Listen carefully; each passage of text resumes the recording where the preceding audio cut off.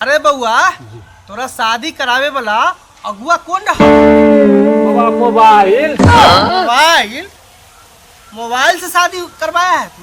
महाराज वो की है कि ना जो फेसबुक पर चिन्ह परिचय। अरे ओहे से ना बिना बड़ बुजुर्ग के आशीर्वाद के बिना शादी बियाह सफल ना हो छा। भेट महाराज हमर गार्जियन रेडी न रहे, एक करता रेडी रहे, हमरा न पकड़ते रहे, एकरा गलत पकड़ ले।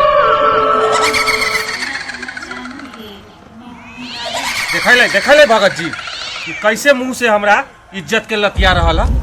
ई साला बाबू सोना है को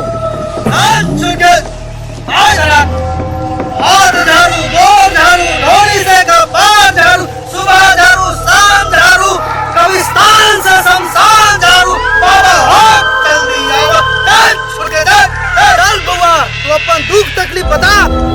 जब से लौंडा हमको शादी करके लाया तब से और बाबू के घर के नौकर बना के रख दिए। अच्छा तो अपन घर के काम करना नौकर होई छै ना दुलार ना प्यार ना इज्जत, ऐसा भी लौंडा की वजह से। देख रहे हैं बाबा जी, देख रहे हैं ये भूतनी सब उल्टा फुल्टा बता रही है आप।